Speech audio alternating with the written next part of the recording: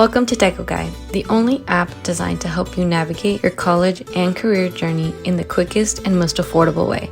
This podcast is brought to you by EdTechity, dedicated to opening doors to higher education and career opportunities for all. What's up, everyone? It's Professor G, and welcome to Professor G Podcast. I have an amazing guest here today, Donnell Livingston, originally from South Central California, now resides in Sacramento, El Grove, California, Northern Cali, entrepreneur, nonprofit owner, just contributing to the community left and right. But what we're really about is telling his story, right? There's so many young people out there, older people out there that really just need to hear about good people doing great things. And you're one of those, Donnell, so welcome. Thank you. So Donnell, why don't we start this off? Why don't you, let's go there. Tell me, where you from, bro?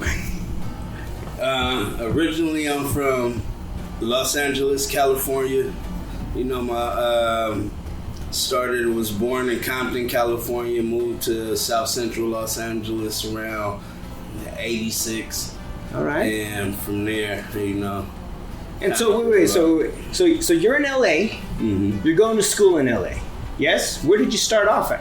I started off going to Hillcrest Drive Elementary School. Okay. And that's in the Baldwin Village. Right on. So were you rich? Not at all. That was the opposite of rich. So we got something in common, man. You were city poor and I was agriculture poor, you know? Exactly. Yeah, I was city poor. Grew up in nothing but apartments, low income apartments. Mm-hmm. You know, I guess my sisters had a better life. Mm-hmm. I was the youngest. You know, when my mom and my dad was together with them, mm-hmm. and when they had me, they split up. Oh, which causes a lot of it causes trauma, right? Exactly. Right? Your family starts to split up. Now what, right? So, wow. So your family splits up, and tell me, like, what was your childhood like? Childhood, you know, just being my mom's only son, you know, she did the best that she could for me. She spoiled mm-hmm. me and, mm-hmm. you know, babied me a lot, but around the late 80s, you know, she got into drug use. Wow. You know, and from there, you know, just being with her and witnessing a lot of stuff, you know, that I shouldn't have witnessed. And, you know, just, you know, always feeling the need to want to help. Mm-hmm. Kind of really started my real entrepreneurial spirit. Yeah. Just being with my mom and witnessing her struggle and her struggle with addiction, right? And a lot of times, well, like as young men in our families, you know, we have to then start to think about providing, mm-hmm. right? When there's alcohol addiction, drug addiction, you know, any kind of addiction, right? The kids are impacted, mm-hmm. and it drives us in different ways, right? So tell me, how did you respond to your mom's addiction? I was, you know, I was kind of hurt by it, mm-hmm. you know. I hated to see her, and then my mom was kind of a strict person, real disciplined from how she grew up, and when she, you know, get off her drug, mm-hmm. it'll take all that away. Yeah. And you know, as kids, you know, me and my sisters used to. Well, my sisters more than me use that time to, you know, like, you know, get over on her and ask for stuff that, you know, we normally wouldn't ask for, and to get us out her face, she'll give us anything. Yeah. But I was the one that really gave her a hard time. And how old were you around this time? I was probably like around 6, 7. Wow. You know, I was young. Yeah. I was young with a lot of these emotions, and you know, just seeing my mom go through it. Mm-hmm. We've been in the me and my mom, just us together. We've been in a bank that got robbed. You know, had hostage situations where they let the kids out and everything. Wow, and you were one of those kids they let out? Yeah, me and my mom. So you witnessed all of that? Yeah, I witnessed a lot of stuff with my mom. Wow. Being with her boyfriend, you know, someone who, you know, took care of me in some of those younger years, Kenny. We got carjacked with him. They let me and my mom go. You know, knocked his teeth out and, you know, all kind of stuff. So violence. Yeah, and you're witnessing this left and right. Wow. And I'm assuming, right, that started, because I witnessed a lot of violence when I was a kid. And so I was violent for a long time in my life, right? And I couldn't let go of it for a while just because it was just what I saw. Yeah. Right? And so as you're growing up, right, now you're starting to make bigger boy decisions, right? Tell me where some of these decisions led you. You know, especially after losing my mom, you know, it was just... you know, just growing up in the gang community and being exposed to it, that's what I thought, you know, was going to be. Yeah, because that's what's normal. So you internalize that. I internalized it big time. Yeah, and this is how I have to behave. Yeah. Wow. And it's crazy because before that, I was kind of shell-shocked then, you know. When it first started. Yeah, when it first started. Right. I was scared of everything.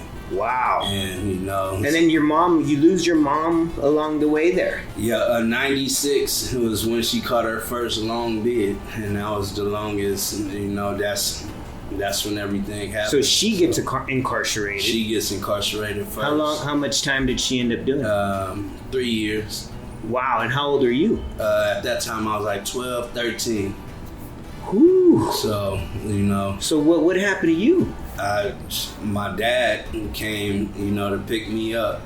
Okay, and was he in the picture from the beginning, or he was in and out the picture, but not so much. My mom raised me, you know, up until that age. Until she was incarcerated. Until she was incarcerated. And then Pops shows back up. Yeah, well, actually, my oldest sister took over.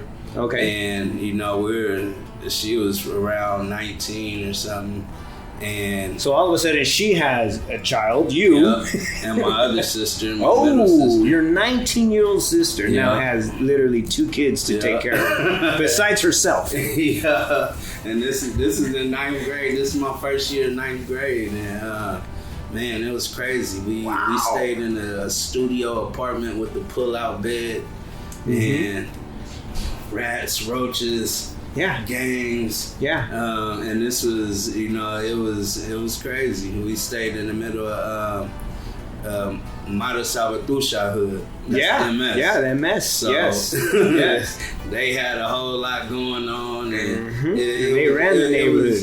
They ran the neighborhood, so you experience a lot of stuff just being in their neighborhood. Right. You know that. Yep. Could be kind of traumatic, but my sister... Kinda. You're sugarcoating this, bro. Yeah, I sugarcoated. I grew up in the Salinas Valley, man. It was so normal, but if I talk to other people, they'd be like, God damn. They think it's a movie. You know, it was so normalized, you know, that, you know, it was... You don't know any other different. You know, I didn't know nothing else. Yeah. You know, I didn't know nothing else. So my sister took over, and... She couldn't control me. Yeah. So I started hooking up with the local gang members. They taking me under their wing, and they're giving you the love that you need, right? Yeah. Because mom's now gone. Sister, it's a different relationship with sister, and I'm sure she's stressed out to the max. Right? Stressed out. And you're a young boy who needs some love. Yeah. The homies give love. Homies come pick me up. Put me in nice clothes, shoes, take me out, and then have me kick somebody's ass for nothing. Right. So, rent. That's rent. Nothing's free. But yeah. So after that, you know, my sister felt like she was losing me to that, so she called my dad, like, you gotta come get him. Got it. And so now Dad shows back up. He shows back up, and you're how old at this point? Around 13. Wow. So 8th, 9th grade. 14. Yeah. Going into puberty. Dealing with your own, you know, trauma, right? Mom's gone, you know, sister's trying to make it, gangs all over the place. And now I'm going into puberty, and I got to prove myself to be a man as well. Yeah. Wow. That's a lot of pressure. So that's kind of when, you know, especially after my first stint in juvenile hall, It was probably for like, a couple weeks or something. So right around 13, you do your first stint. Yep. How long was your first stint? Probably like 2-3 weeks. Okay. And it was just because, my dad didn't want to come get me. Yeah. It was stolen cars. Yeah. Started off. Yep. Stealing. Yeah. Hey, I got a couple stolen cars under my That's stealing just cars. Calling it out, eh? Just a little joy riding, Mine was getting chopped up for parts. There's levels to it. Trying to be an entrepreneur without knowing how to be an entrepreneur.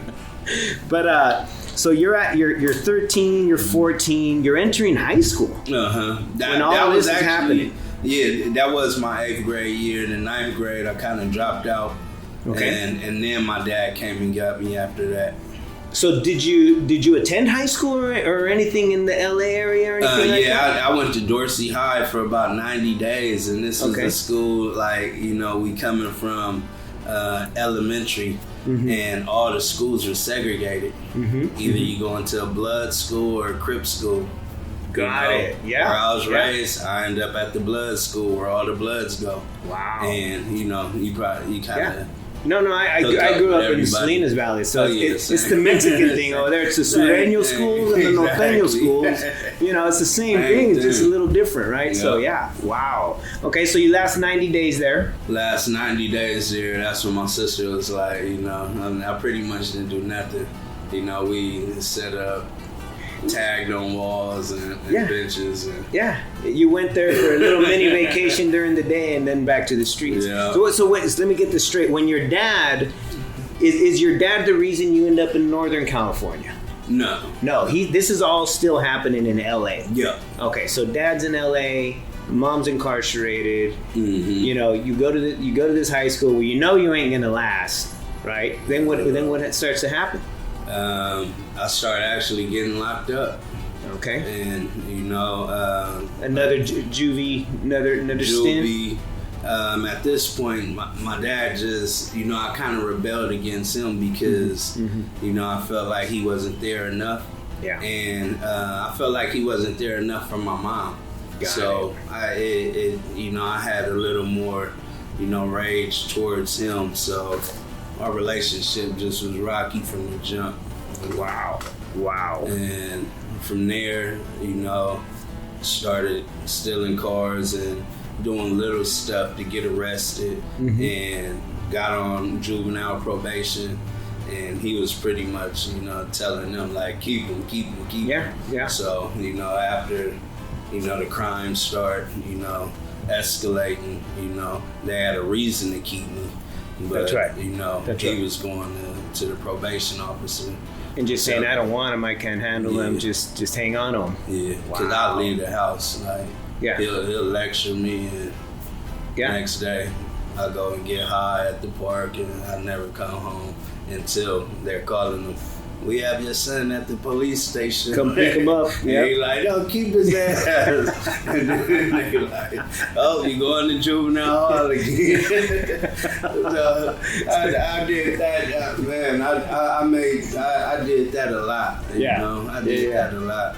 Yeah, no, it's all the trauma pent up, man. Mm-hmm. You know what I mean? And you just fighting the system, right? Fighting not only the people incarcerating you, but fighting the pressures of the street and the trauma of the family, and it's just a lot for a kid to handle. For sure, right?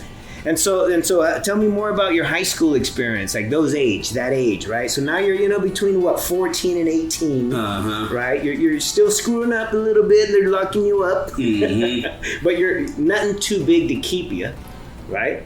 Nah. How long was your longest stint?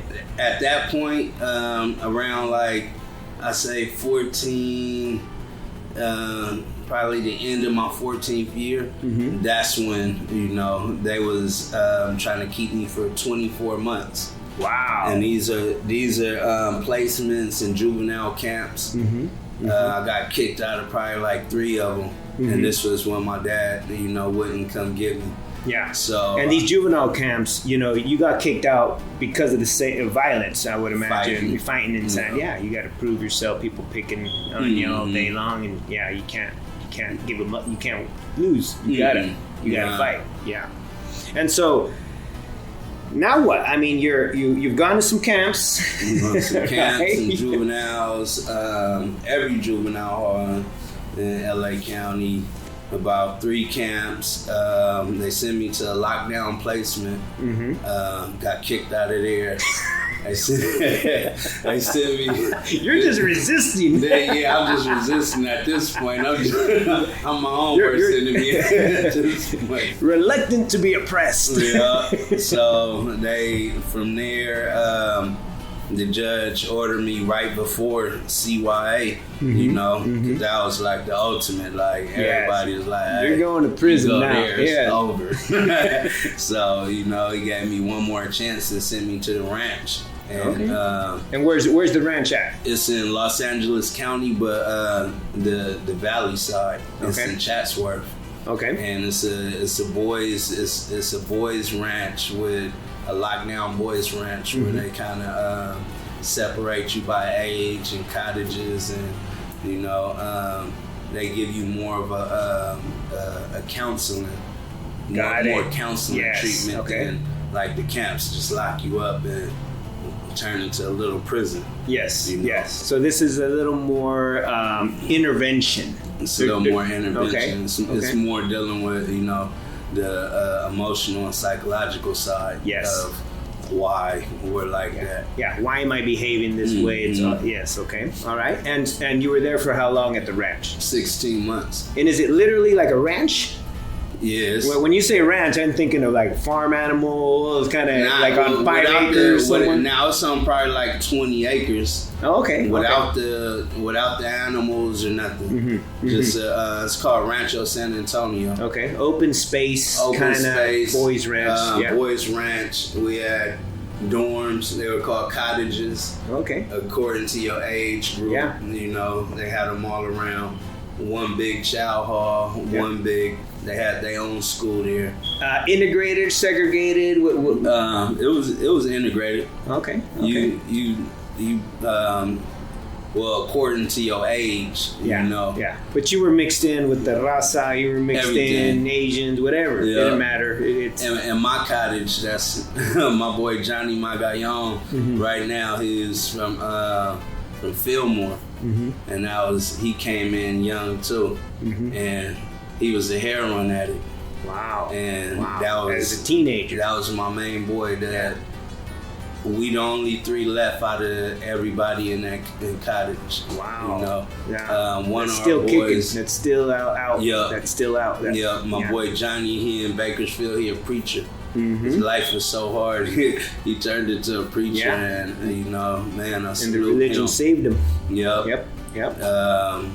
Joseph Shumpert, he was another. Keith Weezer, he was our staff in there, but he was a football coach at Sylmar High School. Okay. So we got recruited through there. And whoa, wait. You're at the ranch, and one of the counselors or one of the staff is also a football coach. Because I want to get this story straight, right? So and he saw some talent in y'all. Yeah, he seen talent in us. And what happened? Tell me what happened. I was really the first one that he seen, because at this point, no organized sports. You know, mom. Yeah. Like, oh, this kid hasn't been in school in months. I was real poor. Some kids say they was poor, but you know, because to play sports, it costs money. Yeah, to play sports. My mom never had a car. Yeah. You know, it was that type of situation. Yep. You can't play sports because there is no money. Like at all. No money. Yeah. You play outside, you know. Yep. Play baseball with broomsticks. Yep. You know. Yep. So he spots you. And he spot me. Just regular athletics, you know, and by this time I was still a knucklehead in there because I wouldn't go with the program as far as opening up to the group. Yeah. Because they had group sessions. Yep. And this is where, you know, I'm like, I kind of shrugged it off and like, and there's no need for me to share. Exactly. Yes. I heard a lot of other kids in their stories, and it was a lot of sexual trauma and stuff like that. And I was like, my story ain't, you know, it ain't, you know. Yes, it's a different kind of trauma. It affected me like that, you know. At that point, that's what I thought. Yep. So, you know, I was just So then, this ranch experience, right? I mean, you're incarcerated because you're at the ranch. You're doing at least the minimum to like stay under the radar, do your time. To not get kicked out. Yes, to not get kicked. Because getting kicked out, then goes CYA, the next level up, which is nobody wants to go there. No way. But this guy, right? Tell me more about this Keith football. Weezer. Keith Weezer. Okay. Yeah. So tell me more about that part. What happened there? From then, he told me he could get me out sooner if From the ranch to play football for his school if I start cooperating and participating in the program and graduating from the ranch. Yeah, I'll get you out sooner to come play some ball. Exactly. And you? So I took him up on it. And he was on my ass, though. Yeah. He used to be punching me and shit. He was like that crazy ass uncle that, you tough love get it right. That you needed. Yep. He like, you gonna get it right. And, it's crazy because at the end of that 16 months, I did start to open up. And it kind of, I didn't know it was gonna change me and affect me like that. But I still held on to what helped me survive through all those years. Yeah. So I was kind of able to outsmart the system. Right. And I did remain who I was. so I ended up getting out. And now you're in high school. So now you end up at his high school. Yep, at his high school. So he hooked it up. He said, you get out. Hooked it up. You're coming to, which high school was it? Sylmar High School. Sylmar, okay. Yep, in Sylmar, California. And what happened? So you started playing ball? Start playing ball. 10th grade year, started cornerback. I started all 3 years. From 10th grade through 12th grade, you were a starter. Yeah, on varsity. Damn. Yeah, damn, bro. Yeah. That's big time. Yeah, I was big time. By then, and Sylmar's a big school. Yeah. With a lot of competition. Yeah. I mean, there's badass ball players coming out of there. Yeah. Our coach, Jeff Engelman, they pretty much took care of me. Yeah. They knew my story. All the players on the team, they used to call me Jailbird because my story was new to them. Yeah. And they didn't have no money, but they like, God damn, it's got on the juvie. You got recruited out of the ranch. Exactly. So my coaches like it was a big thing at that time, but I learned I had so much aggression and anger and football pain in me, and they loved that. Yeah, because they had me run through walls, and I do it. And so you were a cornerback. Yeah, defense, man. X receiver or slot receiver. Okay. Okay. So a little bit on the offense side 12, too. I never got off the field. Both ways. Yeah. Defense and offense. Yeah. Wow. Yeah. Wow. And so you get through Sylmar. I get through Sylmar about my 11th grade year. I got letters coming in from everybody. All the colleges, universities that want you as a ball player. Yeah, I led the city in interceptions my junior year, my senior year, and I was pretty much at this point, just. We can start back up. You can get that if you need to.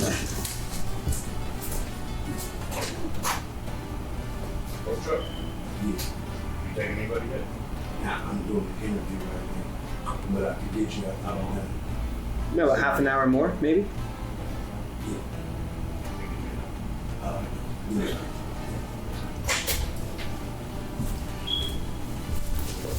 So then so you're in Sylmar, right? Mm-hmm. You finished 10th, 11th, and 12th grade year. Yeah.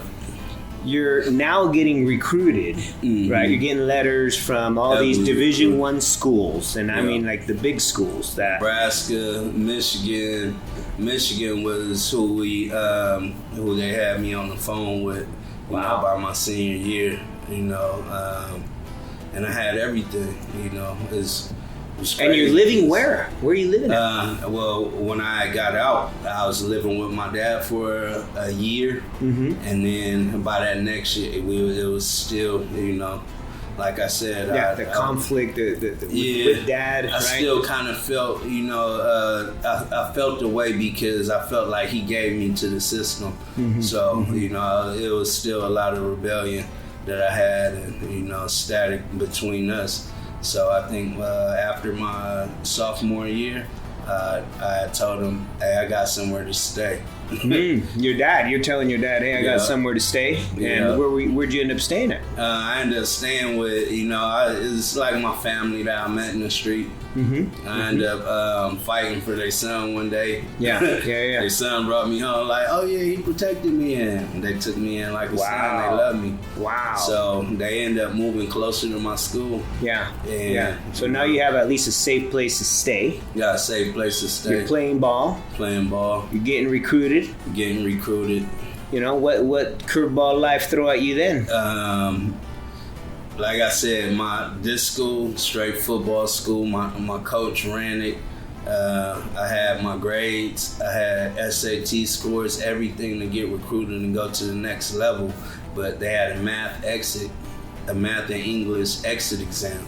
The California high school exit exam. Yes, that was a rule that was a law that passed, and it was only inactive for like 2 or 3 years. Right after me, they shut it down because they were losing too many kids that had everything. So wait, so you couldn't pass the math exit exam, and is that what stopped you from moving on to a D1 school? Yeah, it stopped me from graduating. Oh man! I had all the credits. I had everything to graduate. And you have universities saying we want Donnell to come play ball for us. Yeah. In the high school exit exam, the math exit exam. Yeah. Is what just torpedoed everything. Everything. Holy crap! And then they take it away like a year later, right? Because they realize this is stopping so many kids from moving forward. Yeah. Wow. So this is, you're in LA. This shit just happens. So you don't graduate high school. Nope. Wow. And that was crushing too because hell yeah, that's crushing. Like I said, I was the like the streets and everybody at that point, like they knew my story. And a lot of people that didn't, they like, damn, this dude, he like out here by himself. Like they couldn't fathom, what I was going through, but they was rooting for me because of it. And I had people giving me money, taking care of me, like, oh, he out of here. Yeah. And so he's gonna make it out. And then this shit happens. And then that happened, and it felt like I let everybody down. Of course, yes. And you're only 18 at the time? Yeah, I'm 18 at the time because I told you I blew that first year off. So talk about spirit crushing shit. Man, I had to go back, and my godmom lady, the one that took care of me, her, Janine, all her peoples, like, they took care of me like I was their son. Yeah. And just to go back and tell them that, it didn't work out. Wow. I'm not graduating, I really didn't. It was hard to do that. Yes. I wanted to run away then. And just, leave it, but, So the day comes, you don't graduate. Yeah, well, I took one test, didn't pass it. They gave us another chance to take the test. Me and my boy Napoleon, we both looking on this the second one. You know how you look over the hills a million times. Your name not on there, dude. Yep. And our names wasn't on there. Not on the list. So we went to get a 40 after that. Because your life pretty much has ended again. Yep. Right? Sure. Wow. Life at that point. So what did you do? That day? Well, you got a 40. You got a 40. So we know what you did that day. So the next few days, you got to make some decisions now. Because now you're 18. You're no longer in high school. No longer in high school. Your spirit, I'm sure, is just crushed. Mm-hmm. Spirit crushed. Now what? Everybody now is just like, just kind of in the days. Yeah. I stayed like that for about 60, 90 days. Mm-hmm. Just smoking, drinking, hanging out. Yeah. So you're going back to the lifestyle that you were, you were doing before. You knew that lifestyle. Just because this other, you tried it, it didn't work out. Yeah. Right? And we go to what we know, right? And what do we know? Is this other life. Yep. Right? So you're still in LA at the time. Yeah, I'm still in LA at the time. And, my godmom, like I said, she gave me time to, kind of, do, like, like do what I grieve. She gave you time to grieve. Right? And then she was like, you need to get a job and do something now. Yeah. And my first job, it was at the UPS in Sylmore. Oh man, I did that. I'm already giggling at it. You remember Zoolander when they came out the coal mine? Yes. Man, that's how I felt in here. I came out face full of mud. I'm like, I can't do this. I thought I was a badass football player, but when it came to working like that, I'm like, oh no, man, I'm not gonna do this. This is too much for the rest of my life. No way. Yeah. So that didn't work out. That didn't work out. I had a cousin that came from Sacramento at the time, and he stayed in LA his senior year. Mm-hmm. And when it was over with him, he was like, "Why don't you go to Sacramento with me?" Okay. And I remember we sat on the bus and he was just explaining all the stuff that we could do. Yeah, we could go out there and get jobs and get an apartment and cars. We had nothing. We were sitting on the back of the bus. Yeah, just a dream. I was with it. You were ready to leave LA because of just the trauma that just happened, right? Mm-hmm. And you felt like you let a lot of people down. Yeah. From your adoptive family, basically, to the coaches, to your teammates, right? And so you're looking, for an escape, I would imagine. Yeah. You want to get the hell out of LA. I wanted to get the hell out. Got it. So then that's how you end up in SAC. That's how I ended up in SAC. Through a family member, to a cousin who was originally from out here. Mm-hmm. Okay. Makes sense. So now you're in SAC. You're 18, 19 years old? 18. Okay. 18. And how's that? Oh, now I'm 18 at the time. Ah, man, I came out here. Chicks love me. I'm from LA. Oh, you from LA? So, it was and I'm sure you're still in pretty darn good shape. Yeah. I tried to walk on and play football at Sac City. Okay. I went out there for a couple days and, warmed up with the team. And at that point, I was just crushed by football and I didn't have the discipline no more. Mm-hmm. I really didn't have the structure around me. Yeah. I didn't have the people around me like I had in LA. Got it. So, it wasn't realistic to me. Okay. From there, just pretty much tried to go to school, and dropped out of school. Yeah. A semester or 2 semesters later? One semester. One semester, just gave it a shot. Yeah. Wasn't feeling it. Yeah. And said, I was supposed to, just play football and, continue schooling. So when I stopped playing football, it was like school wasn't going to work for me. Yep. And so now you're new chapter, right? So now you're not in school in SAC. Not in school. So what you doing? I tried a couple jobs. Mm-hmm.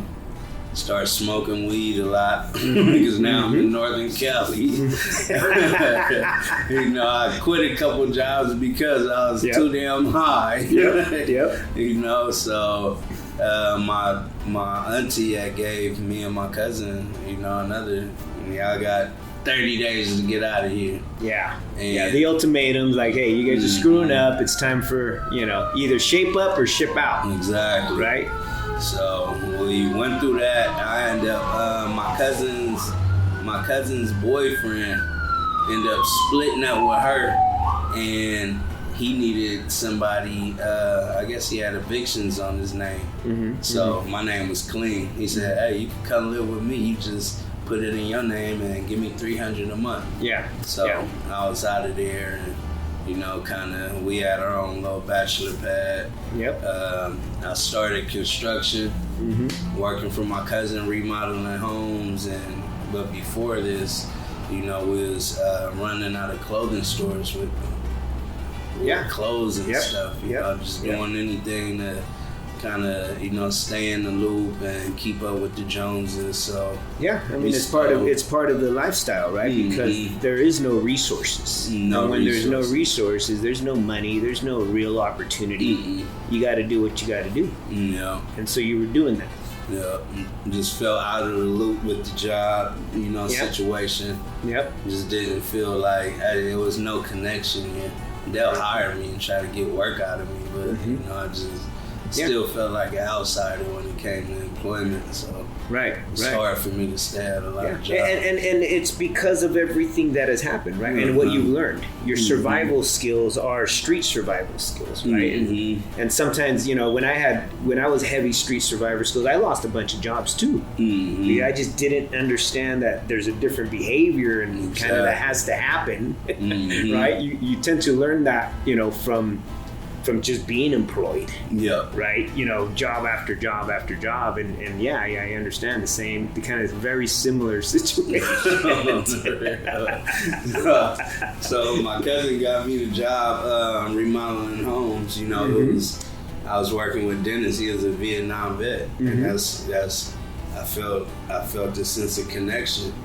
He trained me how to do copper tubing, everything. Yeah. Soldering pipes and shit like that. Oh, man, he had me do all the dirty jobs. Demolition. That's what I started.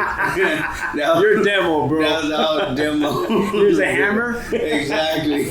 Yeah, he just let me go, but that was the first job that I really felt like, I like this. I could do this. Yeah, because you're strong. I'm strong. And you're angry and like shit. I'm angry. Swinging a sledgehammer. Exactly. Busting windows out. That was it. Oh, it's fun. So then you're doing some construction work out here in Sac. Yeah. You're 19, 20? Nah, by this time I'm still like 18 and shit, this is still right after high school. Still right. It happened so fast. Wow. It happened so fast. So I do like I said, was messing around before I got into construction. My cousin worked there. He got fired. He wanted to rob a clothing store. Yeah. So he called me and I kind of introduced him to all this stuff. Yeah. So he needed me to do it. Yep. So he called me at work and I told my foreman Dennis, "Hey, something going on at the house. I gotta go check it out." And he said, "Go ahead, take your time." Yeah. I hooked up with my cousin, my little bro, Lil B, and we went to rob the clothing store on a break from work. Damn. End up on a high-speed chase through 5 cities in Sacramento. I ended up getting bit by the dog, everything. Yeah. And my cousin ended up bailing us out. The next couple days I went back and I told Dennis and he just shook his head. Like, because now you got some charges. Now you got some felonies, probably charges. Yeah. So... I went through that. Probably was out for like another 4 or 5 months. Caught my first strike. Wow. From that. Yeah. Eventually you go through the court system and boom, there's your first strike. And gave me a strike in the county lid. Okay. And so off of the county lid, that's like 12 months. I did like 10 and a half months off of that. Sac County. Yeah. I'm familiar with that place too. Did that on the radio. When I first came out here. That's what I'm saying. When I first came out here, I was like, oh yeah, this, it was less restricted like LA. Yeah. This was the wild, wild west, 20 years ago, bro. 20 years ago, you could get away with a lot of shit. On the real. And that's what when I came here, I'm like, what? Yeah, me too, man. It was odd. It was a light bulb moment. I'm like, I'm way more skilled. Exactly. than the locals. Exactly. So, I ended up doing that, and I still wasn't from that. Man, I set up and just jail was so easy for me at this point. You know, I didn't have a hard time. I didn't go through a lot of the stuff that I've seen other people go through. And it's you're kind of used to it. I'm used to it. And you are used to it, right? Mm-hmm. Since you were a kid. I know what this feels like. I know exactly what to do. And I know I'm eventually getting out, and I'm not worried about it anymore. Right? Yeah, it's part of the life. It's part of the life. Okay, so then what, you that stint there, you did 10 and a half months? 10 and a half months. I get out. Right before I get out, I wrote my brother, DeJuan, like, when I get out, we gonna sell this, do this, sell that, do all this crazy stuff. And it's crazy because he still had the letter. They actually let the letter go through. That was before they were reading everything. That's how behind SAC was. Exactly. They weren't reading the letters. And I'm like, man. So I got out and I did everything. Check off the list. I checked off the list. We end up having a little dope spot and selling, using, everything. And eventually, 6 months later after my release, I caught my first dope case. Damn. And she said, I went to the public defender's office, and I remember she said, "Oh, state prison." And I'm like, "What? I only been in the county once." Yeah. And she like, "You signed for a strike."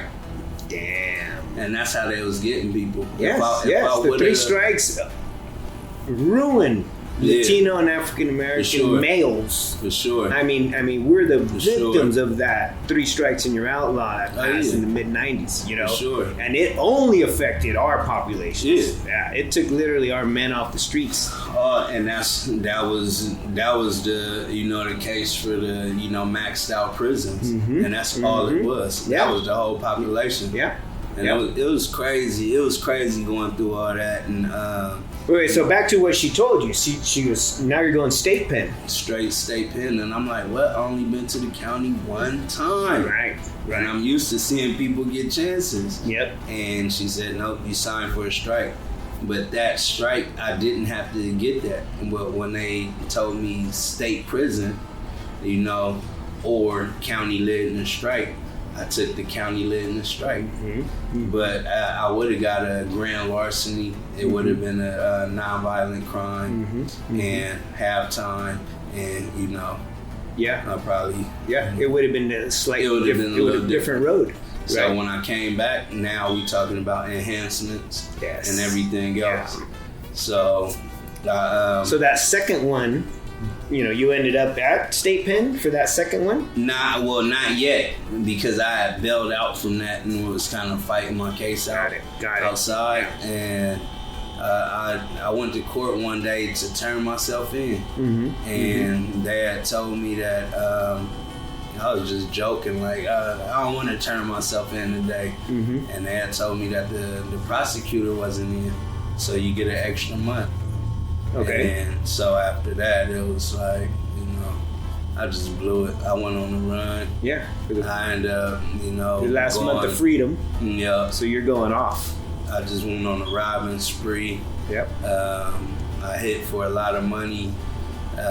Started robbing all the people I was buying drugs from, and pretty much just went home. Yeah. Went back to LA. Oh, okay. Yep, on the so run. that month on the run, so you don't turn yourself in that month later. You're like, catch me if you can. Yep. And you booked it. And then eventually, what? You get caught up in LA. Or you get caught up here. I got caught up in LA. Got it. With 5 more charges. Yeah. With 5 more new charges. Plus on the run from the SAC so county. The marshals is on me from the SAC jumping bail in SAC County and not turning myself in. Yep. caught me with 5 new charges out there, and at this point, you know, all the money was gone. We had it was so much fun at that time, you know, just spending the money and, you know, partying all night and all this stuff. And I came to a point where, you know, all the money was gone. Yeah, you burned through it all. Burned through it fast. Yep. People was complaining about me my family members was complaining about me being at their house because they like, you know, he on the run. Yeah. And now my money gone, so, you know, everything's changing on me. And they know when you get busted, I ate it in a bait. Yep. So now I might go to jail because you're hanging out here. So I went from that stage. I went to. I was so depressed by the end. I was popping pills at the time, and you know, I hit an all-time low. Yeah. And you're now 20, 19, 20, 21, 20. Now I'm 20. Okay, so you're not even 21 yet. No. Damn. I was a few, about 2 months after my 21st, that's when, you know, that's when I got busted and went to prison. Okay. And then so that the 5 charges, the pending charges from over here in Northern Cal, so now how much time they give you for all that? For the gun and invading and the assault in LA, they gave me 32 months. Okay. With 80%. Yeah.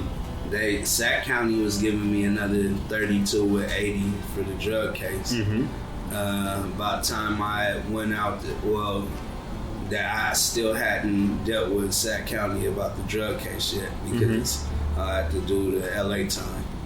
So they sent me to prison. I had probably like 8 months left on the 32 with 80. Wow. And sat right under my door. Oh no, they called me to the captain's office during the count time. And I thought someone passed because usually, you know, that's what they do. And so I'm walking up there with butterflies in my stomach. As soon as I get in there, Livingston, I'm like, yeah, he thought the warrant from Sac County. Ooh. Now this is another charge from Sac County for another robbery. And Sac County coming to get you in 7 days. The next day, I was out of there. Wow. Sac County gonna come get you. Wow. So I end up, you know, getting that time and then going out to fight this robbery case. And now it's like, you know, now we talking about strikes. Yes. You know, multiple years. Enhancements. Yep. I was facing 28 years. Wow. That's what they came at you with. 28 years. 28 years. Ooh.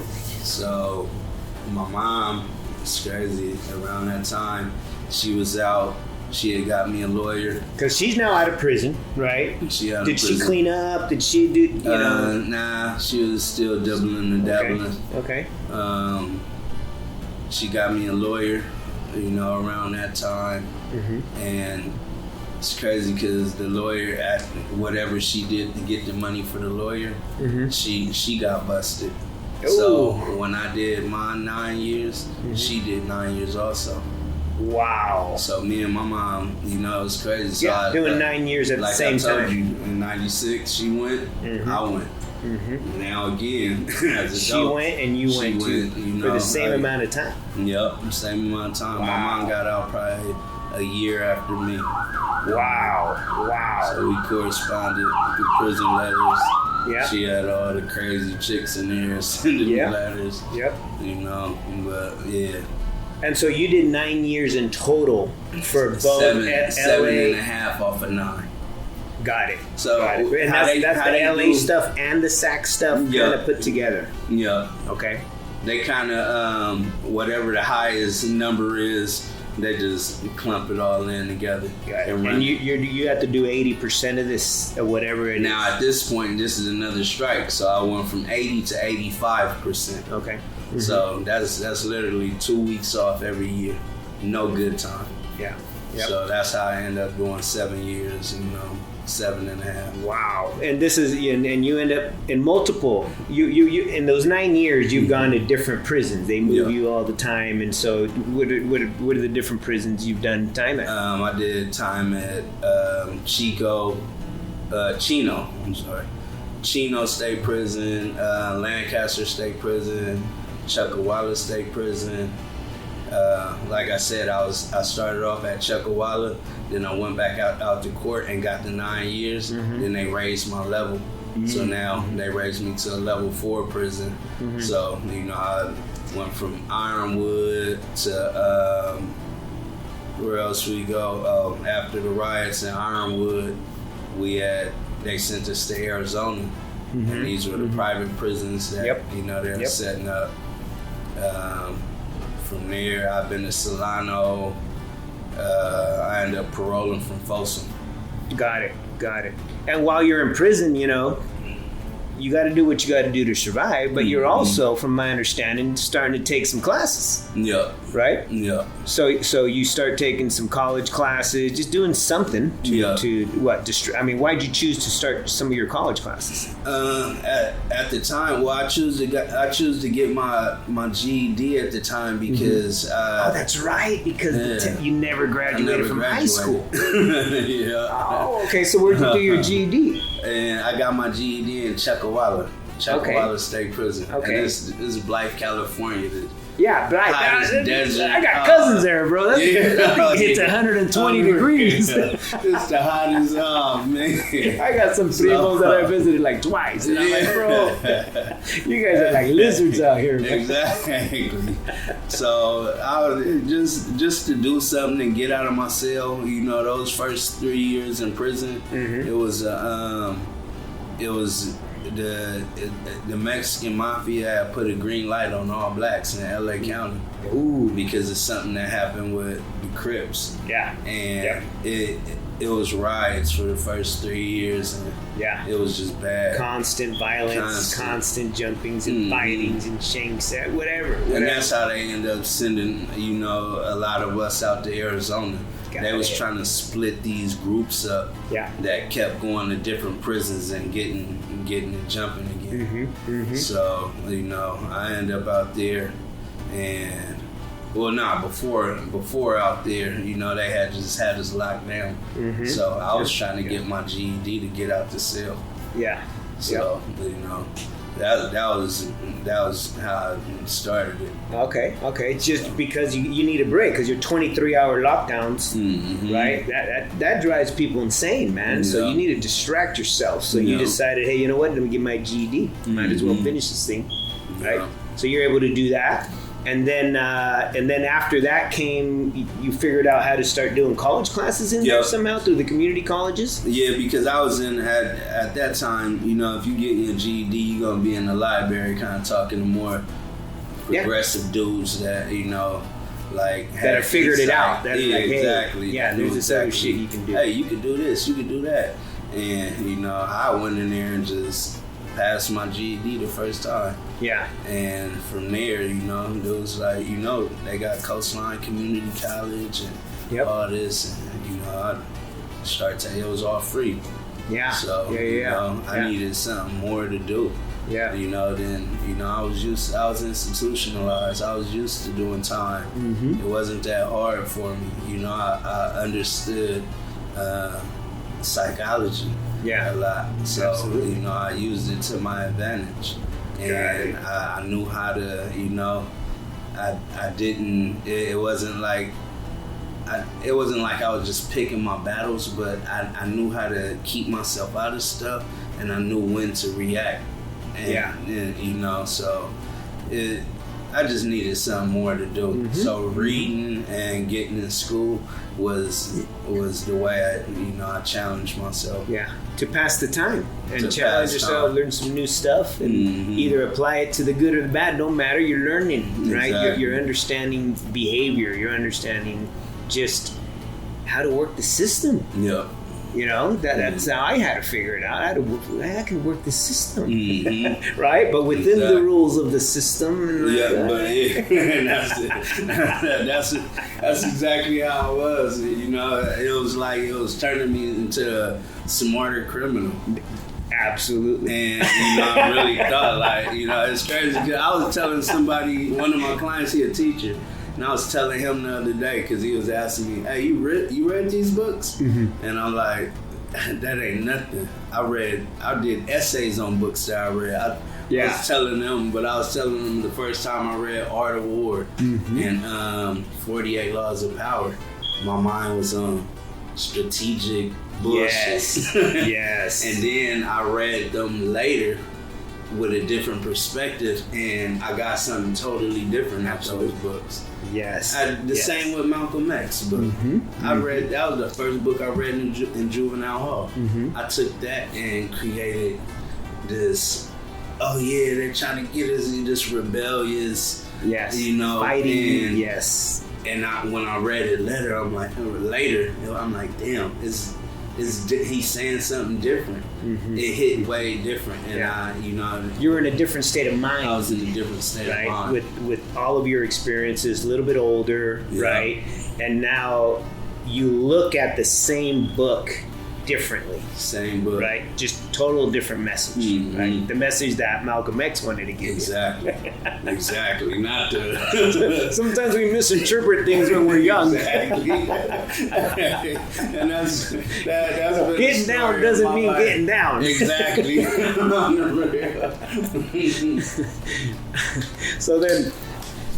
So then now you just know you got to do this amount of time, these years. So now you're a little more, you're kind of focused on how do I make it through this amount of time. So you're finding these pastimes that are making you just more strategic. And they kind of aligning me with better people, more thoughtful people. And that's that are still incarcerated themselves, they've gone through what you are going through. They already went through 10 years ago, and they're mentoring for sure. And some you know might not have went what I went through, but they just seen something different in me. And they used to challenge me, and you know I had cellies, and I had this one cellie, and he used to be like, man, why you dumbing it down for everybody? And I'm like, no, I didn't argue with them, you know, I don't want to hear that. And then, you know, I'm like, I really do. It's like they don't know the real me, right? You know, and I felt like, you know, in a sense, that was me on some fake shit. You know, I felt like I was like, the imposter. Exactly, and inside, you know, because I'm like, it's like an act. It is. It's fucking drama. And I'm like, yo, it's theater. Exactly. And then I'm like, this is what everybody doing. Because, you know, I didn't sit in cells with lifers and, you know, big bad, tatted up, and, you know, they get to talking to you about, you know, life, and they turn into totally different people. Exactly. Like, what you're seeing is not real. What's inside. I'm like, this is fake. Yes. Oh, this is fake. Yep. And it's like you on the prison yard. Everybody, you do it so much. You think it's natural. It's real, but it's not. You think it's real. It's not. It's not. And I didn't had some of my North Day partners, some of my South Side partners, especially going on my educational path that was on that too. Yeah. And the conversations changed. Exactly. From politics to, man, who I really am, what I really want to be. And I seen this from some dudes, some stand-up dudes who was just like me. Yeah. And you know, I came to a point as far as my card and the black card where I had to suppress a lot of, you know, the education and the stuff I was learning because it was just over these dudes' head. Yes. So I started linking up with other races because it was the same thing. Yep. It's over their head. Yep. So now we finding little, you know, our own little, you know, intellectual crew of people that are ready, right? It's a mentality thing, right? We're not ready. I wasn't ready for many years, but when it finally, the day came that little spark hit, it's like, damn. Oh shit! I've been playing the game completely wrong. You know what I mean? All the rules are different, and now it just snapped. And I'm like, oh, and you're right. Now it's like, okay, let me seek those others who are there or beyond that, because there's so many others that are just even at a much higher it's level. Crazy. I really didn't see. It came to me. Yes. Once I got real, with myself, and it'd be, hey, here, check this book out. And then, hey, check this one out. And, I had a celly that was on meth, sniffing meth, trying to get me to mess with meth. Yeah. And, he had a lot of time left. And, I probably had like 4 or something years. And, it was just, he had seen me studying and, hooking up with my other brothers, exchanging books. Yeah, having a different conversation. Yeah, right? It wasn't all like, we're going to fuck somebody up. It was all like, hey, man, this helped me grow.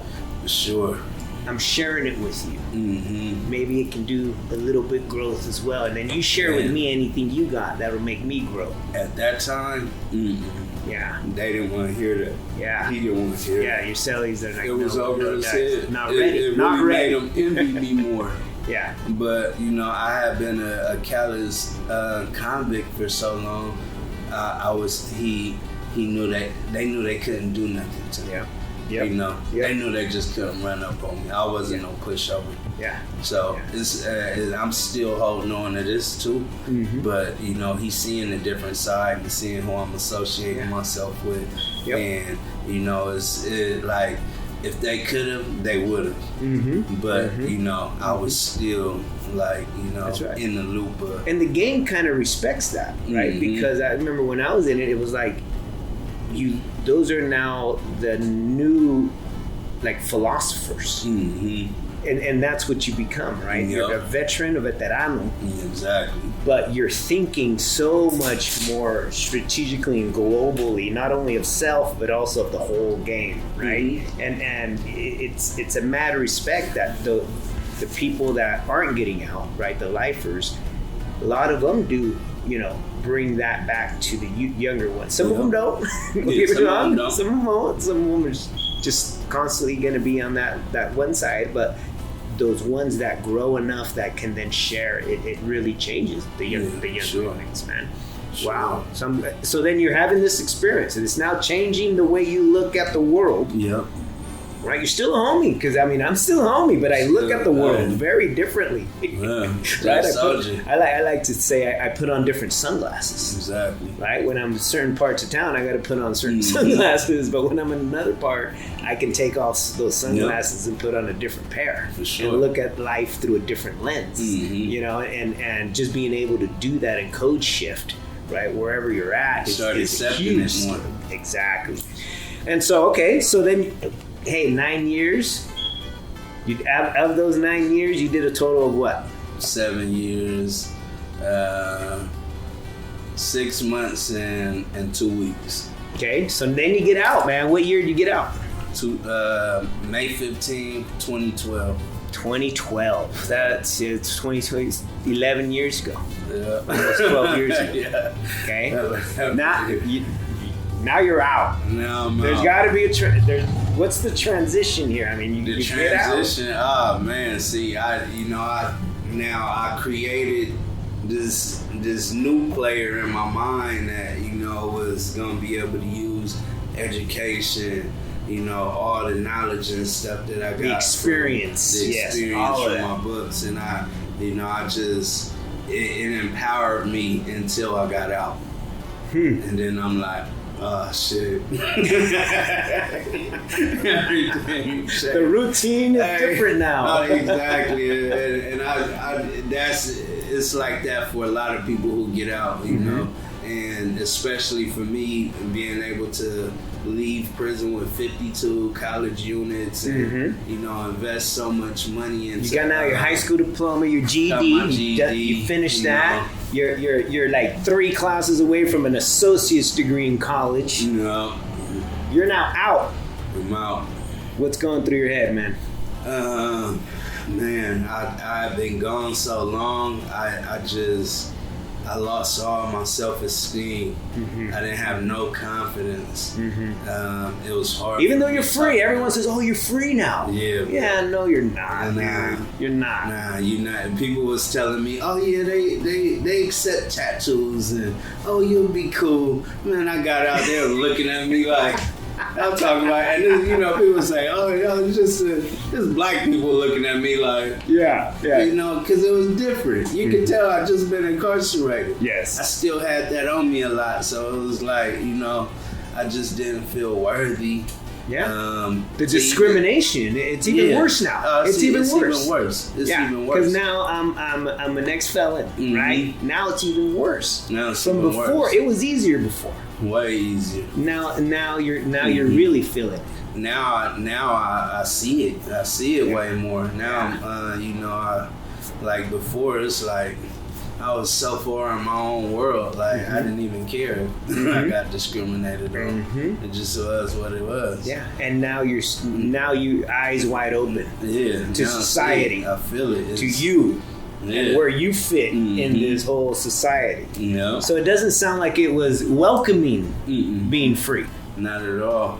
Wow. Not at all. Okay, so tell me what happened. I stayed in my auntie's senior citizen apartment.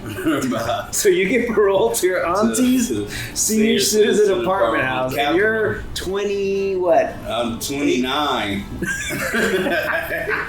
Everyone else is old. They looking at me like, what the hell? They grabbing their purses in the wheelchairs and everything. I'm like, okay, so auntie takes you in for the parole. So you're there for how long? I'm in there for about like 90 days. Okay. You know, it was just hard transitioning. You know, I walked downtown a lot by myself. You know, I had a lot of people calling me and, "Hey, why don't you come do this?" And I just never had to. Yeah, you know, man, I'm just chilling. I wanted to be by myself. So, you know, my parole, I was on high-risk parole, so they was coming through, banging on my auntie door and scaring her. Yeah. You know. Parole checks, everything. Yeah, I'm like, drug testing. I'm like, come on, this is a senior citizen home, man. Y'all scared my auntie. Yeah. And, you know, they like, hey, this is what it is. You on parole. Yeah. So, you know, I end up hooking up with somebody. I was in prison with sister. And, you know, I moved in with her. And, you know, that's what got me out of that situation. Yeah. So now you left auntie. You're living with this gal, and what? That was all bad too. You know, it was, you know, I'm back. You know, all her siblings was gang related and in the streets. Yeah. And you know, I'm with her. You know, and you're trying to stay clean as best you can. As, you know, not going back. To stay clean. And you swore to yourself you ain't going back at that point. Yep. All right. Yep. But the family, now you're with this gal and the family. And you know, her negative influences, you know, just kind of, and you know, they looked up to me on some. Oh, because of your life. So then they're too young to realize that you're now beyond mentally. You're beyond that. Way wow. So, you know, they would, you know, try to impress me with, you know, stuff. Being homies, being gangsters. Exactly. Yeah. So I'm like, damn. And it's like, again, I feel like, you know, I can't be the real me. Yes. I feel like prison again. Yes. Like, you know, I'm really trying to go to school and, you know, do something better. And, you know, they see me and the energy I give off. As a veterano, like. Exactly. So, you bring me back in. I'm like, I can't win at all. So I ended up going to school. I ended up signing up for Sac City at the time. No, before I went to school, I was going to the Career Center.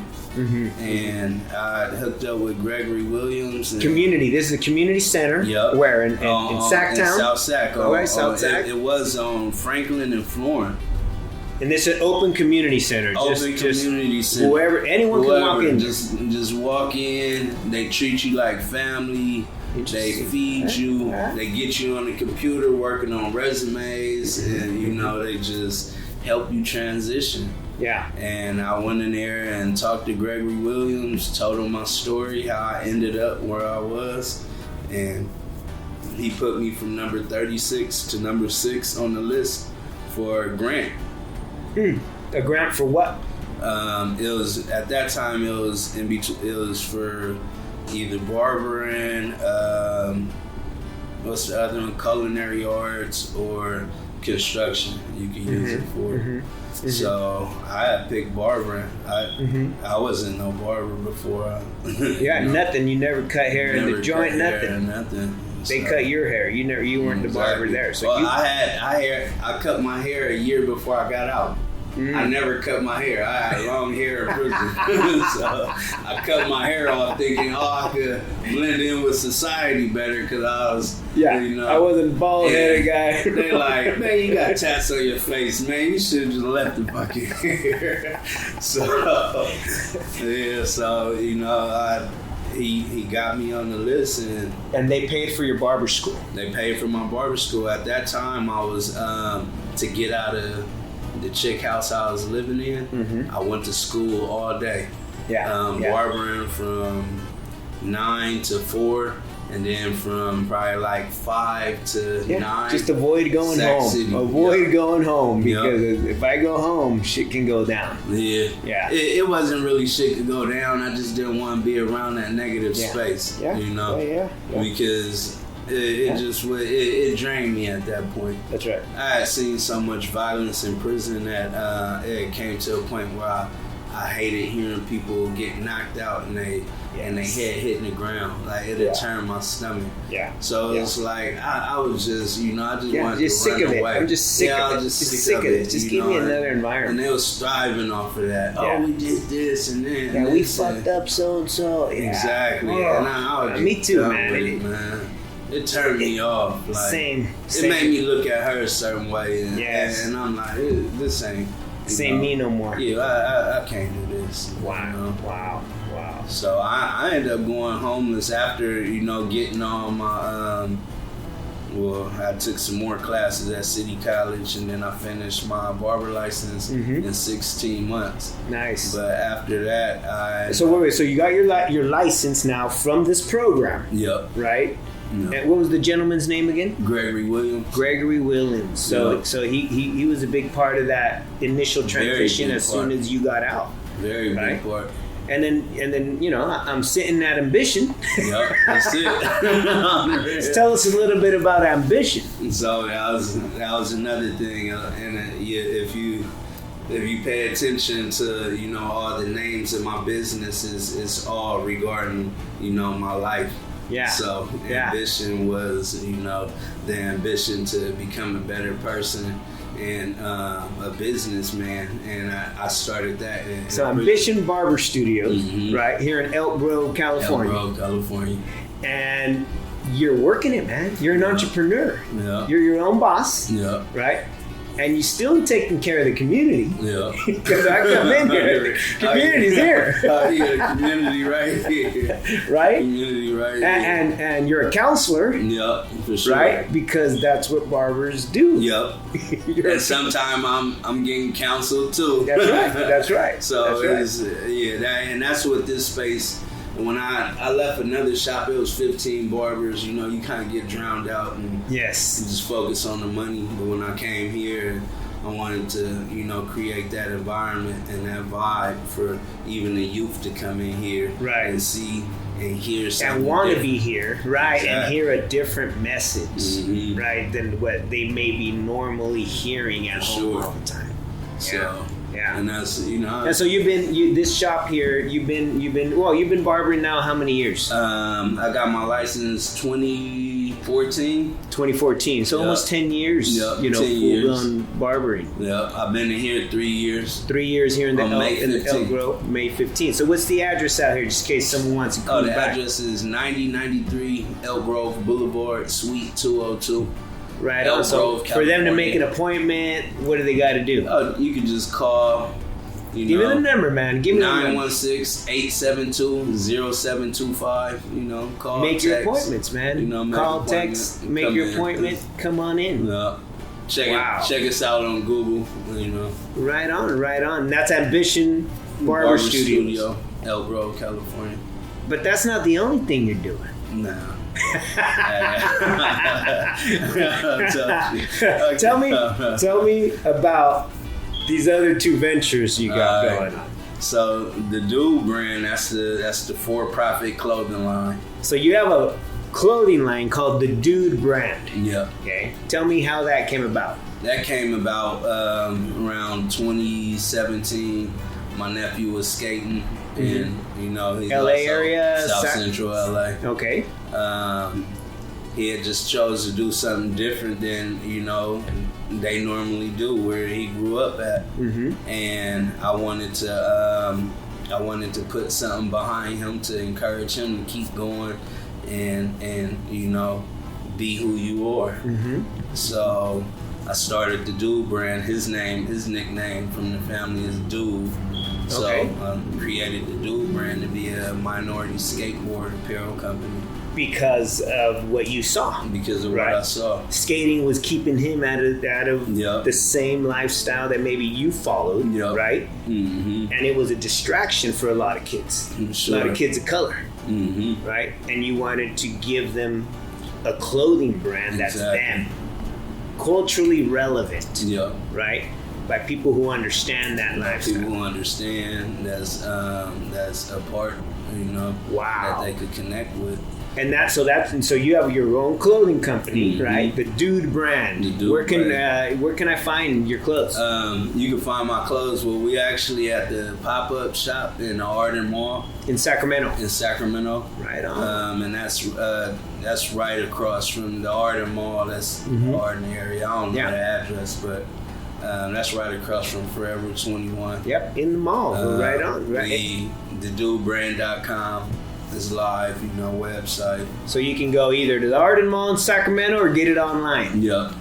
Good for you, man. Good for you. And with the cause, right? The Dude brand is helping young people have a different option, right? And that, you know, that's something I believe in a lot. Is we got to give our kids options. Sure. Right. And in this case, it was that skater brand apparel. Yeah. And it was really just like the same kind of, you know, thought process I had with changing my life. It was like, you know, I need to challenge myself. I need to do something that's not being done a lot.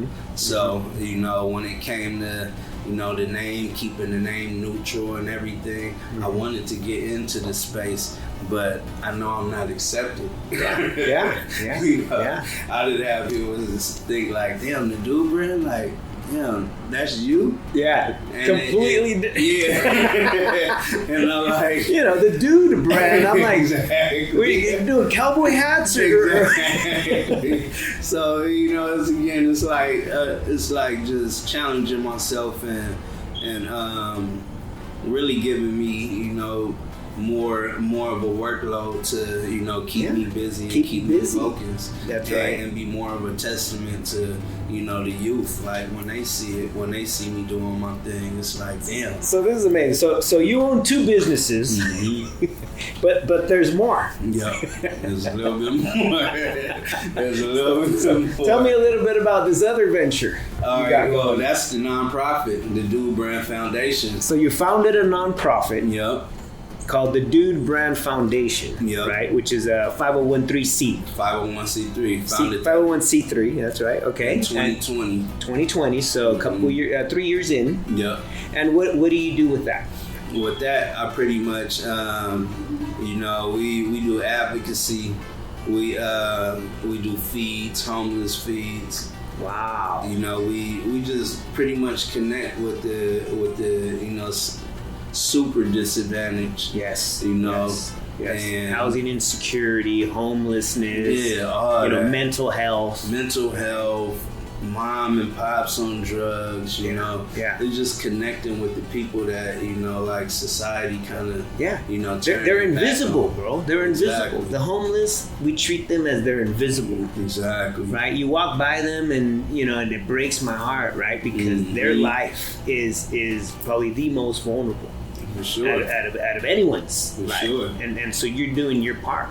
I'm doing my part. Making sure so you're doing some feeds for them, you know, right around Thanksgiving or we do the more. annual Thanksgiving feed, and you know what I wanted to do was, you know, be able to, you know, cook food and high quality food, organic food, to be able to, you know, nourish them and to just give them that sense of normalcy. You know, so I didn't want to, you know, just kind of take some pasta from the, you know, the old pasta getting bad in the grocery stores, and you know, I wanted to do a little more because that's just how I feel about things.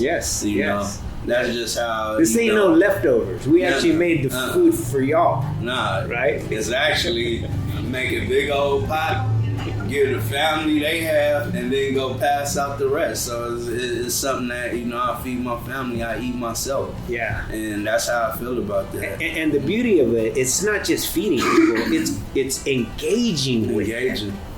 Right? Because that takes away that invisibility. For sure. It is hearing their stories and talking with them. Right, and really being that shoulder to cry on when they don't have that, and that's the beauty of it, right? Because anyone can just feed someone. It's anybody could feed. But when you treat people that are invisible the way they deserve to be treated, it changes things. It changes things. And not only inside of you, right, but inside of them as well. Exactly. And I had one feed one year. I talked to some dude. This dude was a food reviewer before the YouTube, you know, a professional food reviewer, and he had a seizure, and that's what triggered just his job loss and everything, and that's how he ended up homeless because of a seizure that no one can control that. You can't control it. The job cut him off, and he lost everything, and.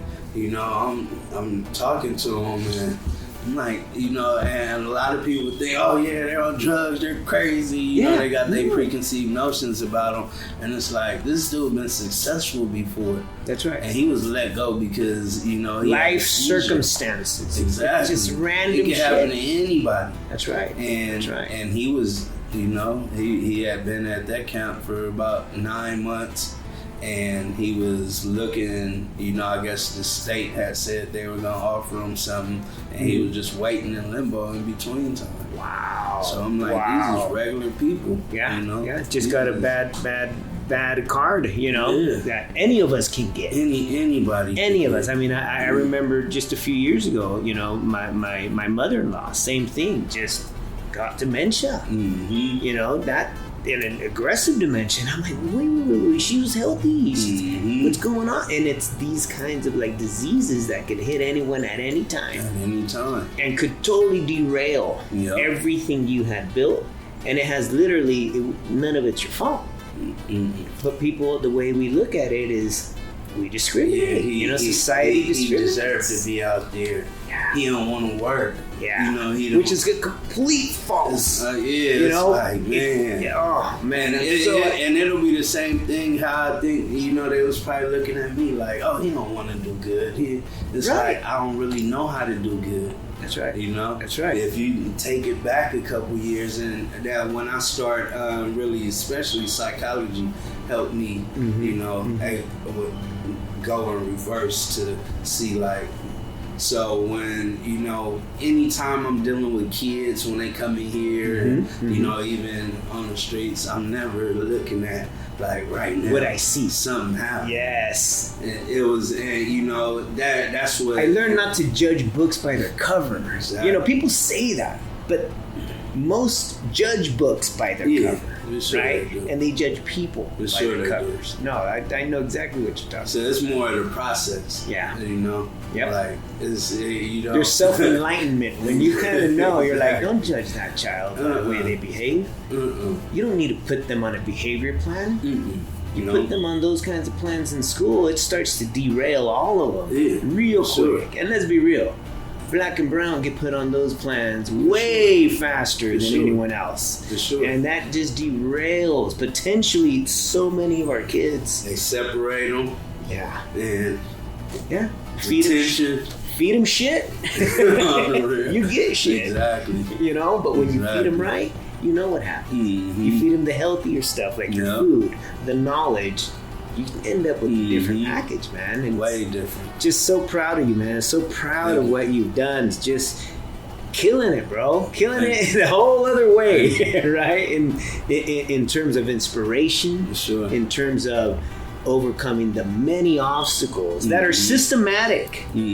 Okay, so that's what I want our young people to really hear, that sometimes, most of the time, you're born into things that you have no control over, right? Zero control over, and you're adjusting and you're surviving. But at the same time, we want to bring these messages of other people's lives, right? Is if they can learn from us, why not?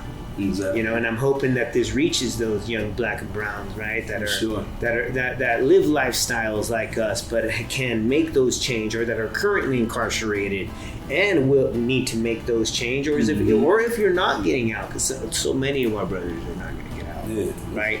Is you have influence over the younger ones that are there that are going to get out, right? And really get us to really understand that knowledge that we need to have to be able to make it out on the outside. Because like you said, getting out's the hardest part. Yeah, that's the hardest part. That's the hardest part. That next transition back into society, that's harder than time. It is. It really is. Because you get used to, that lifestyle is so barbarian.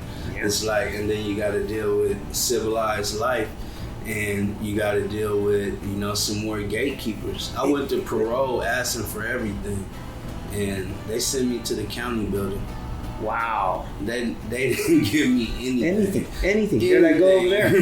Go over there and get in line. Exactly. They're like, the line might be 18 months long. Oh, man. I'm like, what happened to all that rehab stuff y'all was talking about in there? There ain't no rehab. Where the help at? They like, man,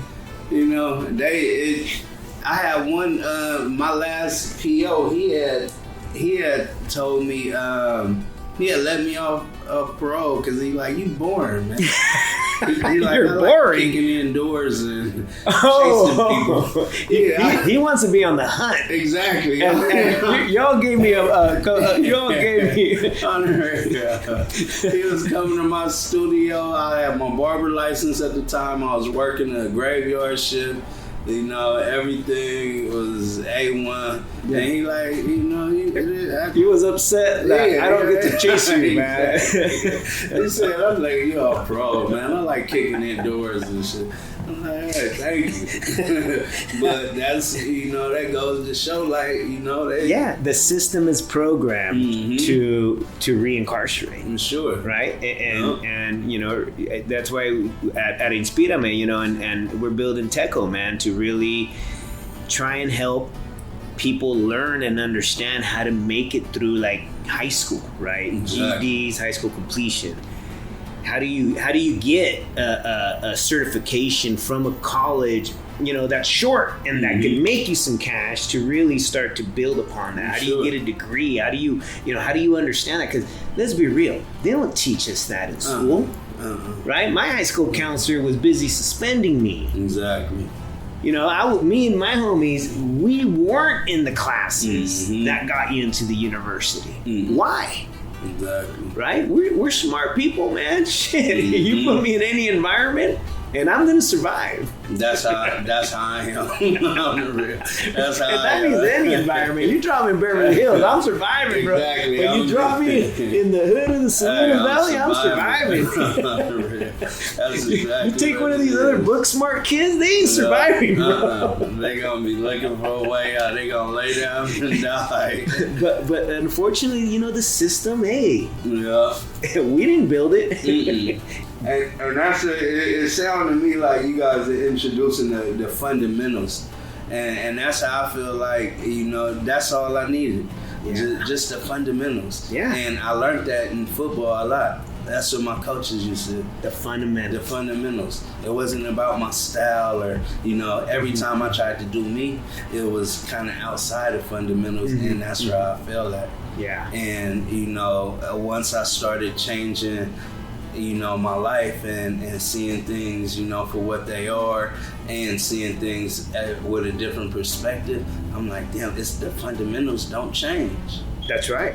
The game changes. The game changes, but the fundamentals don't. Yeah. So it's like all That's I a needed, great way to all look I at it. needed somebody was to say, look, you so dope. Yeah.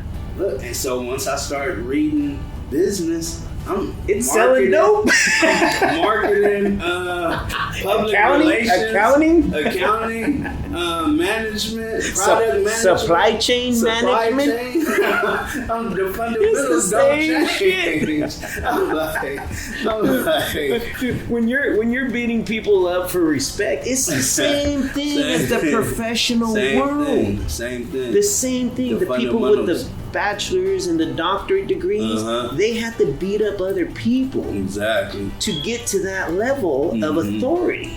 Sure. But they don't do it, punching. Yeah. They do it killing positions Exactly. of other people. And it's crazy that it's the same consolidating. thing. Yes. Laying these people off. Exactly. Get rid of these. You're getting rid. It's the same game. Yeah. Just different rules. Different, same fundamentals. Same fundamentals. Put it very well there. And I'm hoping if you're listening to this, and you're a lighter shade of brown, lighter shade of black, just listen. It's the same game. Same game. Right? Same game. Same fundamentals. We will do our best through these kinds of stories, right? To really just share with you that there's other ways, there's other decisions. Even if you made the same decisions that we make, there's a way to then make slightly different decisions that just catapult your life. Sure. Kind of like what you did, man. Two businesses, one nonprofit. Come on, what's next? What's next for you here? I got 10 years from now. man. 10 years from now. What are you thinking? 10 years from now, I'm thinking a major collaboration. Within the next 5 years, I'm thinking a major collaboration with like a big brand, like Nike, Adidas, somebody. Yeah. They gonna want to join forces to be more a part. This new uprising of That's right. colored people that's trying to do something better. That's right. And they gonna have to come correct too. And our brand is the streets, man. Exactly. And our brand is the streets, Exactly. right? And you ain't getting rid of us. No, you're not going to get rid of them. So you got to help them. And if you got to use vessels and people like you, me, and then, hey, let's do it. Let's do it, bro. Because I do the dirty work, And Well, Donnell, I can't tell you enough how much I appreciate the time that you've given us for this recording, because what we plan on doing is really changing the education system, right? Because it gets rid of too many of us. Yeah. Let's be real. No bullshit when it comes to Techo. Is you can go to techoguide.com. You can download our app. We're changing the way people go through college, because college eliminates almost every black and brown person, literally eliminates us from the system. Whether they eliminate you in high school or whether they eliminate you trying to go to college, that's the way the system is. Yep. I recently found out that the 2-year graduation rate for community colleges for black and brown students is 2%. Wow. That means 98% of us that go to a 2-year college will not graduate in 2 years. right? That is completely ridiculous to me, and it actually pisses me off to the point where it just drives me to do more, right? And these kinds of stories, these kinds of lessons, these kinds of sharing changes things. Sure. Because you killed it, you did it, right? And you've gone through some of the biggest obstacles that the state of California can put in front of you. Oh, man. They tried it. and you're still here, and you're an entrepreneur. Yeah, we thriving now. Yeah, we just not surviving. No. Nothing can stop you now, bro. Yeah. Nothing. And I see it, and it inspires me. Yeah. When the haters hate, even if the haters bring hate, it. And it's like, you know, I done reached so many people with this, especially the youth, that, you know, it's gonna continue. Yeah, it's gonna continue because those seeds, they gonna grow. That's right. They gonna grow. That's right. And sometimes we do gotta go through it to be able to cultivate and harvest. And I love the way you're saying that, man, because I'm ag. I grew up in Smith Valley, bro. I used to run through those fields. You know, we were in poverty, man. And you're right. It's planting seeds, watering the seeds, watching them grow. Exactly. Right? And that's exactly what this is all about. So again, thank you very much for the time. If you're ever in the Sacramento, Elk Grove area and need a good solid do, come out and visit Donnell Livingston out here at an Ambition Barber Studio. Come out and visit our friend Donnell at Ambition Barber Studio. Donnell, give him your number one more time. The number is 916-872-0725. The address is 9093 Elk Grove Boulevard. You want to just come by and say what's up, talk, get something off your mind, your heart. Good for that too. Right on, doors brother. are open. Right on, brother. Well, thank you very much for spending the time, and keep an eye out for us because we're gonna do a lot of good work together, man. Sure. This ain't ending with the podcast. This is like, hey, man, good spirits. We're gonna seeds is planted. That's right. Thank you very much, Donnell. See you later, homie. Thank you for tuning into Techo Guide, the app focused on bringing you tools and content to help you make better decisions about school, life, and career.